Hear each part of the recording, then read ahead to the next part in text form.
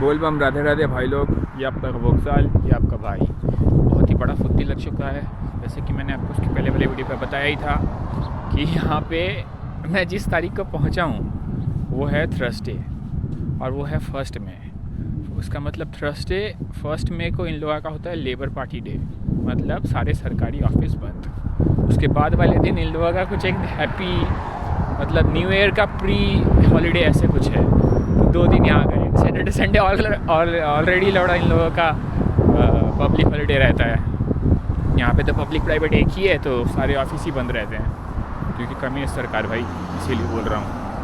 तो 4 दिन यहाँ पे बर्बाद हो गए और मैं पहुँचा हूँ थर्सडे को, और यहाँ पे लौड़ा 1000 रुपये पर डे के नीचे कोई रूम नहीं।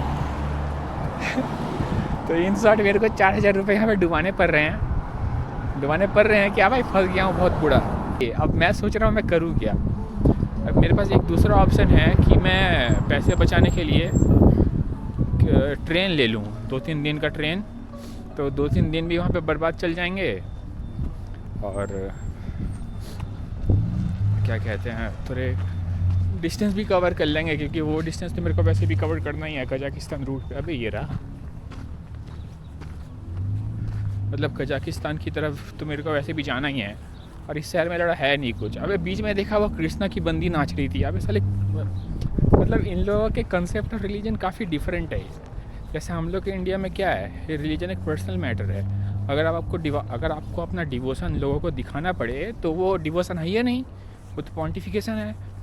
यहाँ पे लोगों का बोलीवार्ड रहता है हर बड़े बड़े ऑफिस के, मतलब कोई भी पब्लिक सर्विस ऑफिस के बाहर, जैसे रेलवे स्टेशन, बस स्टेशन के बाहर बड़ा सा बोलीवार्ड जहाँ पे आप टहल सकते हैं, पार्क वगैरह रहता है, वहीं पे गोल करके लोग उसको ताक रहे हैं। वहाँ पे 3-4 बंदियाँ नाच रही है साड़ी पहन के, और वह माथा में भगवान कृष्ण वाला। हमको तो अजीब लगा।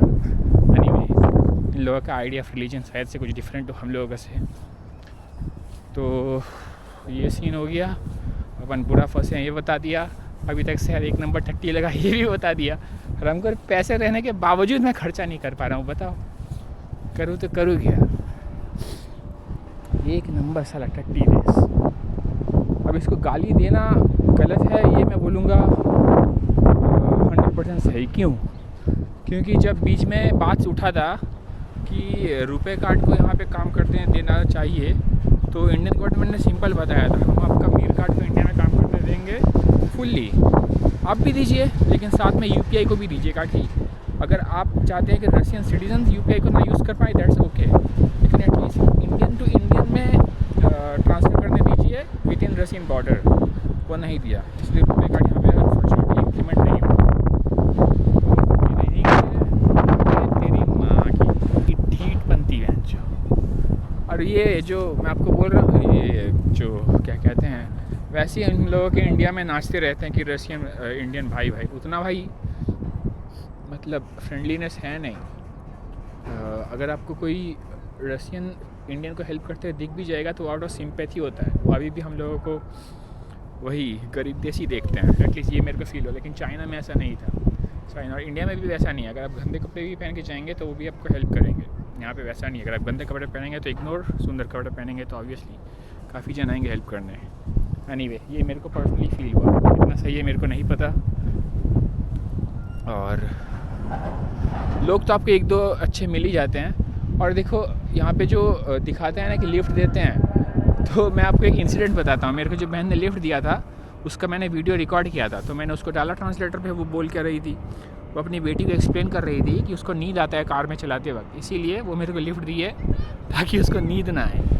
भाई देखो, हर चीज़ में उन लोग का कुछ ना कुछ फ़ायदा रहता है। तो ये आउट ऑफ कंपैशन, मतलब अच्छे भले इंसानियत के नाते वो लोग लिफ्ट देते हैं, वो शायद से 100% सही नहीं होता है। कुछ टाइम तक सही होता ही होगा, क्योंकि अच्छे लोग तो हर जगह होते हैं, लेकिन 100% शायद से सही नहीं होता होगा। क्या देख रहे हैं, 100% सही नहीं होता होगा। तो एटलीस्ट मेरे साथ तो यही हुआ। अब अगेन ये कोइंसिडेंस हो सकता है कि शायद से मैं एक एक्सेप्शन था। मैक्सिमम लोगों को जो लिफ्ट दिया वो आउट ऑफ कंपैशन ही होगा, लेकिन मेरे साथ पर्सनली नहीं हुआ, तो मैं तो ऑब्वियसली यही मानूंगा कि वो आउट ऑफ कंपैशन शायद से 100% नहीं होता है। ये हो गया। और बहुत ही बुरा फंसेंगे अगर पैसे लेके नहीं आए। और देश भाई 1 नंबर महंगा है। और एक बात और बता देता हूँ भाई, यहाँ पे कम्युनिज़्म का चक्कर क्या है। देखिए अगर मान लीजिए आपको लोगों से काम निकलवाना है तो कीजिए क्या, आप उस शहर की हर चीज़ इतनी महंगी कर दीजिए कि हर एक बंदे को इतना मेहनत करना पड़े सिर्फ ज़िंदा रहने के लिए। वही होता है कम्युनिज्म सरकार में। इंडिया में देखिए ना, आपका मैक्सिमम चीज़ जो है बहुत ही सस्ते हैं, एटलीस्ट एसेंशियल चीज़ तो सस्ते है ये हैं, क्योंकि जनता सरकार उखाड़ फेंकेगी। यहाँ पे सरकार उखाड़ फेंकने का तो डर रहता नहीं है, तो इसीलिए सरकार जनता को अपने देश के बॉर्डर के अंदर रखने के लिए यही चीज़ करती है। यहाँ पे देखो कुत्ता की तरह खटता है आदमी लोग, लेकिन चीज़ें के दाम इतने महंगे हैं तो मतलब संभालेंगे कैसे? दिन रात मेहनत करने के बाद ही करेंगे। तो सरकार इसी तरह से डेवलप कर रही है, मतलब सरकार देश को इसी तरह से डेवलप कर रही है कि आदमी लोगों को बस कुत्ता बना के रख दो सारा ज़िंदगी, वही हो रखा है। देखो ना भाई, तुम एक सिंपल क्या कहते हैं, बन का दाम है 700 रुपया। और से ये रसिया जैसे देश में, जहाँ पे साला इकोनॉमी इंडिया जैसा ही है, मतलब एटलीस्ट क्या कहते हैं नंबर्स वाइज 3 ट्रिलियन, अपना भी 3 ट्रिलियन। इनके पास तेल का भंडार है, फिर भी तेल का प्राइस इंडिया जैसे ही है। इसका मतलब क्या? जितना भी इनकम है मतलब लोगों से चूस के सरकार अपने जेब में डाल रही है। मतलब जेब में डाल रही है बोलना गलत होगा, सरकार जेब में डाल रही है, वो उल्टा इंडिया अपने देश में इन्वेस्ट भी कर रही है। लेकिन सिस्टम ये है कि इन्होंने अपने कंट्री के सिटी के जो आइटम्स के प्राइस हैं इतने हाई कर रखे हैं कि लोगों को दिन रात मेहनत करना पड़े। अब चलते हैं भाई, बाजू में बंदी आ गई थी मुँह छुपा के, तो ऑब्वियसली भाई अपन इज्जतदार आदमी है, उसको ऑब्वियसली कैमरा पे नहीं लेना चाहते थे। तो ये सीन है कि इन लोगों ने अपने देश को इतना डेवलप किया कैसे है। चाइना में शायद से उन्होंने अपने देश को एक सरल भाषा में बोले तो कैपिटलिस्ट डेमोक्रेसी बना रखा है। वहाँ पे लोगों को बोलने की आज़ादी थी, बहुत ही थी, लेकिन वहाँ की सरकार थोड़ी कुछ टॉपिक्स पे अपना कम्युनिज्म असर दिखाती थी। जैसे कुछ आइटम्स हद से ज़्यादा ओवर प्राइस थे, लेकिन एसेंशियल चीज़ बहुत ही सस्ते थे। इंडिया ऐसे, मैंने आपको बताया ना, 13 युआन के भाई रूम मिल जाते थे। इंडिया में देखे दिखा दो, और वो 23 मंजिले बिल्डिंग में एकदम आलीशान। जैसे वो सिर्फ एसेंशियल चीज़ है। अगर आदमी इधर से उधर भटकेगा जॉब के लिए तो वो तो ज़रूरत पड़ेगा रूम का।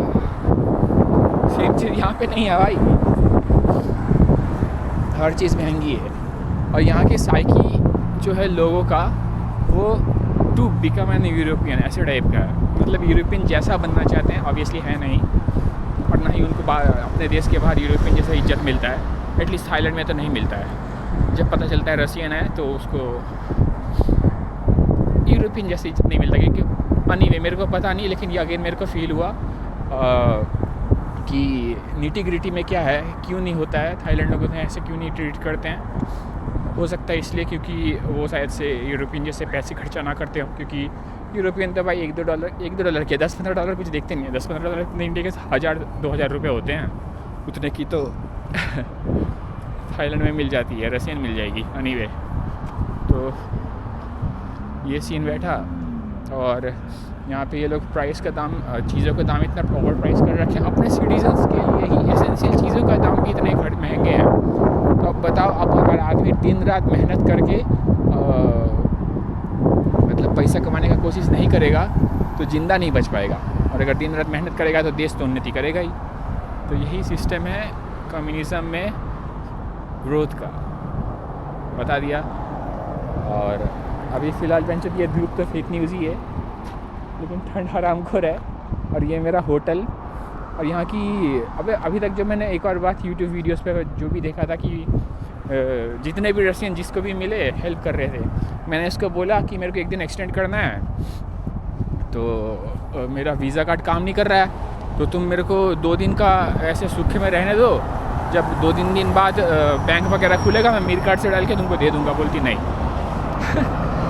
और अपन तो भाई ऑब्वियसली उसको ज़्यादा उंगली नहीं करेंगे। वो अपने जो पोजीशन पे मेरे हिसाब से सही थी, फेयर थी, वो मेरे पे भरोसा क्यों ही करे। लेकिन एक आइडिया बन जाता है ना किसी देश का यूट्यूब वीडियोस वगैरह देख के, तो मेरे को लगा पूछ के देखने में क्या दिक्कत है। मैंने पूछ लिया, बोलती नहीं। सो फेयर, ओके, मैं निकल जाता हूँ आज यहाँ से, और जैसे तैसे करके ट्रेन का टिकट बुक करके मैं भागता हूँ दूसरा शहर। फिर वहीं पे देखते हैं। और ये अपने शिवाजी के छोटे भाई बोलबम। हाँ यार, इसी बीच आपको तो मैंने अपना प्लान बताया नहीं। मेरा प्लान है मैं अभी उलान उदे से इरकुत्स्क से व्लादिवोस्तोक ऐसे कुछ है, उसके बाद एक और सिटी है, उसके बाद ओम्स है, ओम्स OMS के, वहाँ से जाऊँगा नीचू अस्ताना। और ये सब जो दिखाते हैं ना सनातनी, भाई सनातनी बनते नहीं है ये लोग, आउट ऑफ बोर्डम ही करते होंगे। जैसे मैंने बताया ये लोग रिलीजन को ऐसे ट्रीट करते हैं जैसे कुछ एक मतलब यूनिक चीज़ है, आउट ऑफ फॉर अटेंशन पाने के लिए। एटलीस्ट देख के तो यही फील होगा, नहीं तो आप डिवोशन को ऐसे बाहर आर्टिफिकेट कैसे कर सकते हैं? बाहर सबके सामने नाच रहे हो, नाचना है तो घर में नाचो अगर आप इतना ही कृष्णा भक्त हो तो। एटलीस्ट इंडिया में तो यही हम लोग समझते आए हैं कि रिलीजन हमेशा एक पर्सनल मैटर होता है, अपने और भगवान के बीच की बात। तो ये सीन हो गया, यहाँ पे खर्च करना बहुत ही मुश्किल है। मैं अभी फ़िलहाल एक काम करता हूँ, डायरेक्टली किसी मोबाइल नंबर वाले के पास दुकान में जाता हूँ। और यार मोबाइल नंबर दुकान भी आजकल बंद ना हो, क्योंकि बैंक्स तो बंद है ही है। चलो अब क्या ही कर सकते हैं। राधे राधे भाई। पता नहीं भाई इस दिस साइड ऑफ रशिया लोग दिखाते क्यों नहीं है भाई, हर जगह ये सब लड़ाई झगड़े का चीज़ लगा पड़ा है। देखो लोगों के खाने के पड़े में 700 रुपये का ब्रेड बताया ना मैंने, और यहाँ पे टैंक का फोटो। क्या ही कर लेंगे भाई, टैंक चबा के खाएंगे क्या लास्ट में? बोल बम।